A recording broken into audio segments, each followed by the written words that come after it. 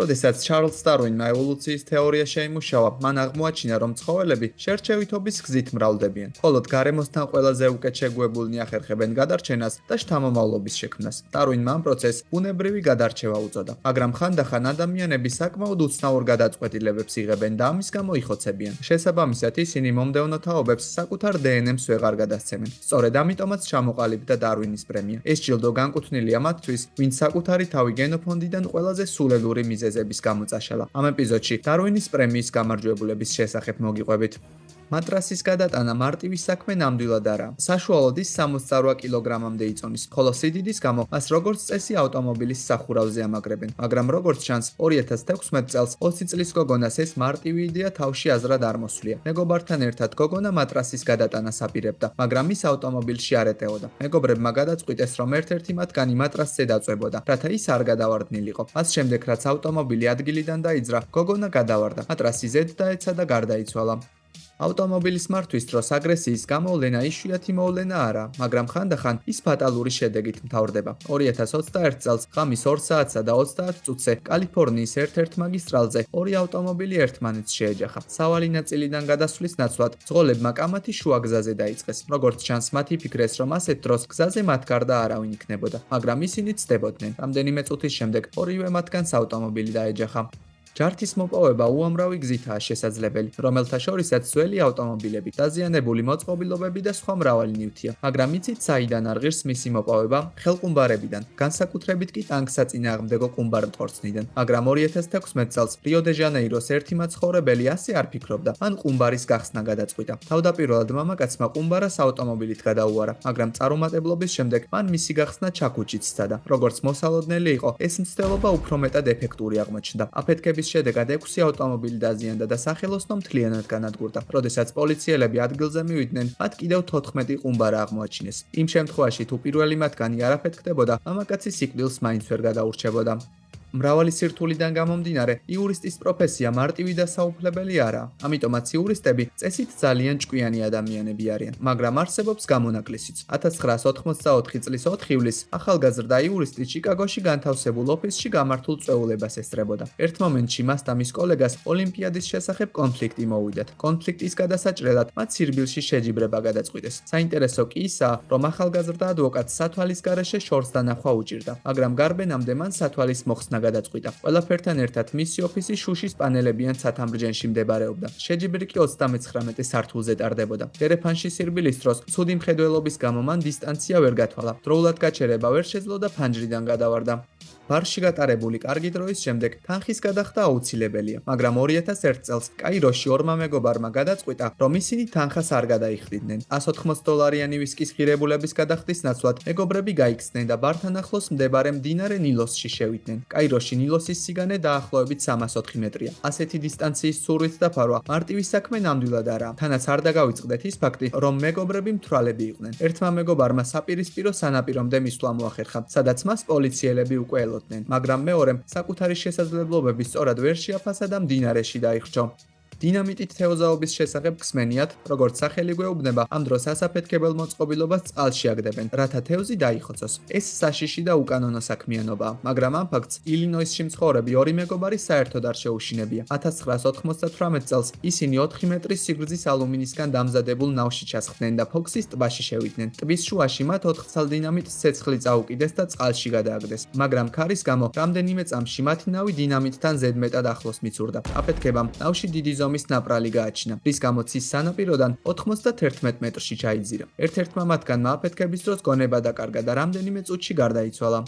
თხილამურებით სრიალის დროს დამცავი ტანის ამოსი, სპეციალური აღჭურვილობა და კარგი ხილვადობაა საჭირო, მაგრამ დარვინის პრემიის მორიგ გამარჯვებულს ჩამოთვლილთაგან არც ერთი მათგანი არ ჰქონია. 2002 წელს 22 წლის ახალგაზრდამ რამდენიმე მეგობართან ერთად ღამის 3 საათზე ნევადის ერთ-ერთ მთაზე ასვლა გადაწყვიტა. გამომდინარე იქიდან, რომ ეს გადაწყვეტილება სპონტანური იყო, მას თხილამურები არ წამოუღია. ამიტომაც ახალგაზრდამ მეტალის ბოძიდან დამცავი ფენის ჩამოხსნა გადაწყვიტა. გარკვეული დროის განმავლობაში ის ყინულზე ბედნიერი სრიალებდა, მაგრამ მალევე სწორედ იმ ბოძს შეეჯახა, საიდანაც მან დამცავი ფენა მოხსნა.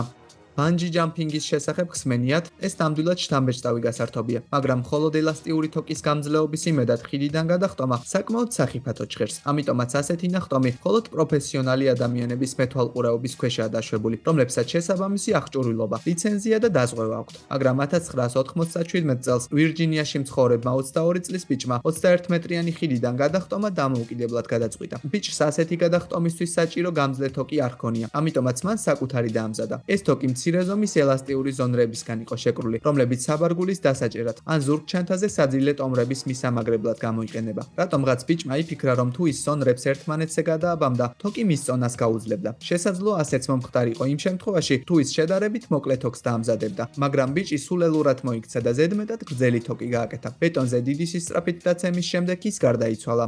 1999 წელს დარვინის ყველაზე შთამბეჭდავი პრემია იმ უცნობ მსახიობს მიენიჭა, რომელიც გერმანიაში, ქალაქ ბონში ცხოვრობდა. როგორც ამბობენ, მას სხვადასხვა ნივთების გადაყლაპვა შეეძლო. მათ შორის იყო ხმლები, საჰაერო ბუშტები და ქოლგებიც კი. მაგრამ ერთ დღეს ქოლგის დახმარებით საკუთარი უნარების დემონსტრირების დროს მან შემთხვევით თითი ქოლგის გაშლის ღილაკს დააჭირა. ქოლგა მაშინ გაიხსნა, როდესაც ის ორგანიზმში იყო მოთავსებული. ამის შემდეგ მსგავსი შემთხვევა რამდენჯერმე კიდევ განმეორდა.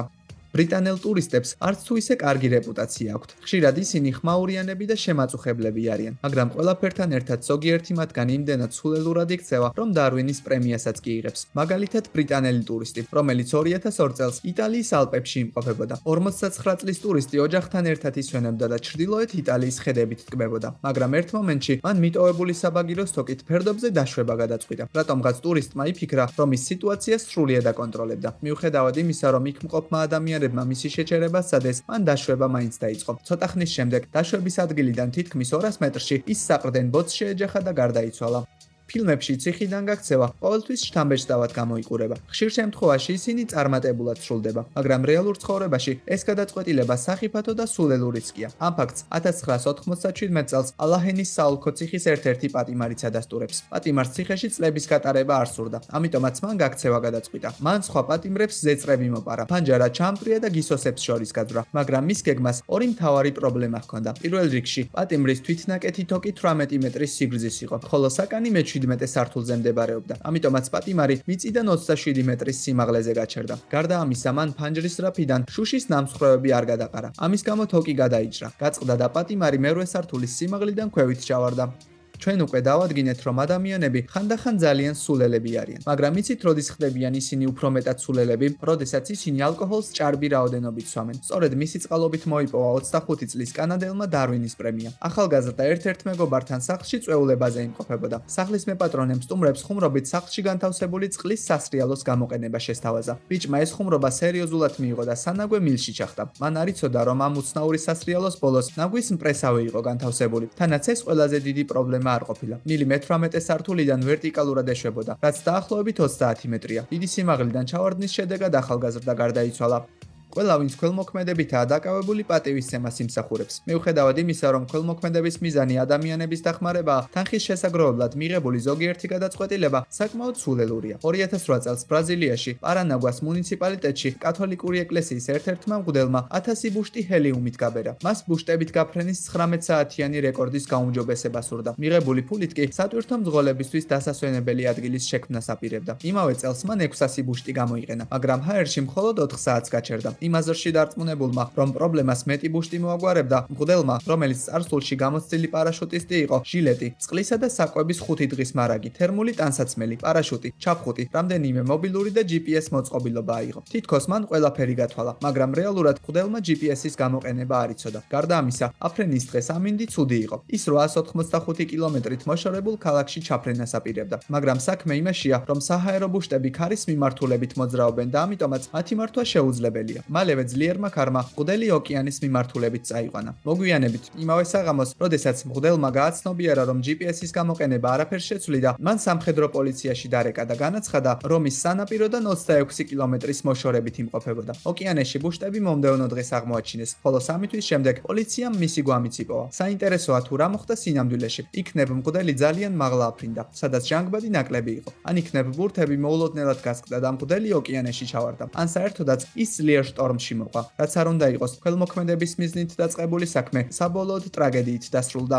2021 წლის ნოემბერში მოსწავლემ, რომელიც თვითმფრინავის მართვას სწავლობდა, პირველი დამოუკიდებელი გაფრენის ნებართვა მიიღო. წარმატებული ფრენის შემდეგ მან სასწრაფოდ სხვა მოდელის თვითმფრინავი შეიძინა. მიუხედავად იმისა, რომ მას ამ თვითმფრინავის მართვის ლიცენზია არ ჰქონდა. ინსტრუქტორმა მას განუმარტა, რომ დამოუკიდებლად რეგულარული ფრენებისთვის მეტი პრაქტიკა იყო საჭირო, მაგრამ მოსწავლე ასე არ ფიქრობდა. რეალურად მომავალ მფრინავებს ლიცენზიის აღებამდე ბევრი რამ ეკრძალებათ. მაგალითად, აკრძალულია მგზავრთან ერთად ფრენა, ინსტრუქტორის ნებართვის გარეშე ღამით ფრენა, ნისლიან ამინდში ფრენა და სწავლის დროს გამოყენებული თვითმფრინავის გარდა სხვა მოდელის მართვა. როგორ ფიქრობთ, რამდენი წესი დაარღვია მოსწავლემ? ერთ ნისლიან ღამეს მან მეგობართან ერთად ახალი თვითმფრინავის გამოცდა გადაწყვიტა, თანაც ისე, რომ ინსტრუქტორისთვის არაფერი უთქვამს. აფრენიდან 4 წუთის შემდეგ ცუდი ხილვადობის გამო თვითმფრინავი ხეებს შეეჯახა, ჩამოარდა და აფეთქდა. მოსწავლე და მისი მეგობარი რამდენიმე წამში გარდაიცვალნენ.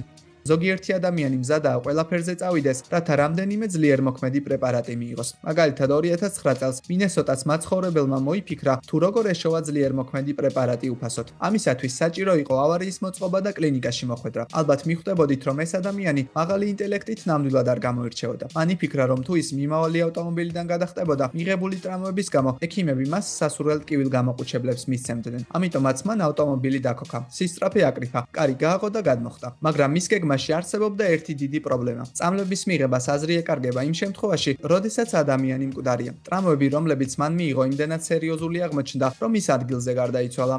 ახალი წლის ღამე კუალა-ლუმპურში შთამბეჭდავად გამოიყურება, მაგრამ ფეიერვერკების დიდი ნაწილის გამოყენება მათში არსებული სწრაფადაალებადი ნივთიერებების გამო მალაიზიაში აკრძალულია. ამიტომაც მათი გაშვება კანონის დარღვევაა. თანაც ადამიანთა უმეტესობამ მათი სწორად გამოყენება არ იცის. სწორედ ამ მიზეზის გამო ერთი ადამიანი დარვინის პრემიის მორიგი გამარჯვებული გახდა. 2005 წელს მამაკაცი აკვირდებოდა, თუ როგორ ამზადებდნენ ადამიანები ძლიერ პიროტექნიკას, რომელსაც თითქმის 47 მეტრზე ასვლა შეეძლო. ინტერესის გამო მან პიროტექნიკის ახლოდან თვალიერება გადაწყვიტა და ერთ-ერთი გამშვები მილისკენ დაიხარა. სწორედ ამ დროს ფეიერვერკმა გაისროლა და მამაკაცს სახეში მოხვდა. ის 9 მეტრის მოშორებით გადავარდა. დაცემის დროს თავი დაარტყა და გარდაიცვალა. ნებისმიერმა ამერიკელმა იცის, რომ ფლორიდის შტატის მაცხოვრებლები ერთ-ერთი ყველაზე უცნაური ადამიანები არიან. თუ რაიმე სულელური იდეა დაიბადება, ვიღაც ფლორიდაში ამ იდეის განხორციელებას შეეცდება. 2022 წლის აპრილში სამმა ახალგაზრდამ ტყვია გაუმტარი ჟილეტით გართობა გადაწყვიტა. ბიჭები ჟილეტს რიგრიგობით იცვამდნენ, ერთმანეთს პისტოლეტს ესროდნენ, ვიდეოებს იღებდნენ და სოციალურ ქსელში ტვირთავდნენ. მალევე ერთ-ერთმა ბიჭმა სროლისას მიზანს ააცილა და ტყვია მის მეგობარს პირდაპირ გულში გაარტყა. მეგობრებმა სასწრაფო გამოიძახეს. პანიკის გამო გადაღებული ვიდეო წაშალეს და მომხდარის შესახებ ტყუილი თქვეს. მალევე IT სპეციალისტებმა წაშლილი ვიდეოს აღდგენა შეძლეს და ამის შემდეგ სიტუაცია კიდევ უფრო გართულდა. საბოლოოდ ორივე მათგანი გაასამართლეს. 2001 წელს ნიუ-იორკში მდებარე ერთ-ერთ სახლში პოლიციამ ქალის დამწვარი სხეული აღმოაჩინა. მიუხედავად იმისა, რომ ეზოში სანთებელა და ბენზინის კანისტრა ეგდო, ზოგიერთი კითხვა მაინც პასუხგაუცემელი რჩებოდა. რამდენიმე თვიანი გამოძიების შემდეგ პოლიციამ სიმართლის დადგენა ვერ შეძლო, მაგრამ ერთ-ერთი ვერსიის თანახმად ქალი სიგარეტს ეწეოდა, რა დროსაც ის ჭიანჭველებს ბენზინს ასხამდა. როგორც ჩანს, მოულოდნელად სიგარეტიდან ჩამოვარდნილი ნაპერწკალი ბენზინზე დაეცა, რის გამოც ის სწრაფად დაალდა. რამდენიმე წამში კანისტრა აფეთქდა და ქალი მთლიანად დაიწვა. როდესაც ჩვენ წინ ამკრძალავლენს ვხედავთ, ლოგიკურია, რომ შემოღობილ ადგილს გვერდსაუვლით, მაგრამ 2004 წელს სამხრეთ აფრიკაში ერთმა ადამიანმა მისი იგნორირება გადაწყვიტა. მამაკაცი კაფეში იჯდა და უყურებდა, თუ როგორ ჭრიდა ორი ადამიანი დიდი ზომის ხეებს. მათ ტერიტორია ამკრძალავი ლენტით ჰქონდათ შემოღობილი, რადგანაც რომელიმე გამლელს შემთხვევით ხეების სიახლოვეს არ გაიარა. მიუხედავად ამისა, მამაკაცმა საკუთარ მეგობართან შეხვედრა სწორედ შემოღობილი ადგილის გავლით გადაწყვიტა. სწორედ ამ დროს დიდი ზომის ხე წაიქცა და მამაკაცს ზედ დაეცა. ზოგიერთ ადამიანს საკმაოდ კარგი ფიზიკური შესაძლებლობები აქვს, მაგრამ რაც არ უნდა იყოს, ალბათ დამეთანხმებით, რომ ავტომობილის გაჩერება ძალიან ცოტა ადამიანს თუ შეუძლია. საშუალოდ ავტომობილი თითქმის 2 ტონას იწონის და ამის გამო მის გასაჩერებლად არაადამიანური ძალაა საჭირო. მაგრამ ერთმა ადამიანმა გადაწყვიტა, რომ ის ამ ყველაფერს შეძლებდა. მან კალიფორნიაში, ქალაქ ფრესნაში წყალსაცავის წინ საკუთარი ავტომობილი გააჩერა. გადმოსვლიდან რამდენიმე წამში მან დაინახა, თუ როგორ უახლოვდებოდა ავტომობილი სანაპიროს. ლოგიკური იქნებოდა, თუ ის სწრაფად ჩაჯდებოდა მანქანაში და მას გააჩერებდა, მაგრამ რატომღაც ის მიმავალი ავტომობილის წინ დადგა. ავტომობილმა მას გადაუარა და მასთან ერთად წყალში ჩავარდა.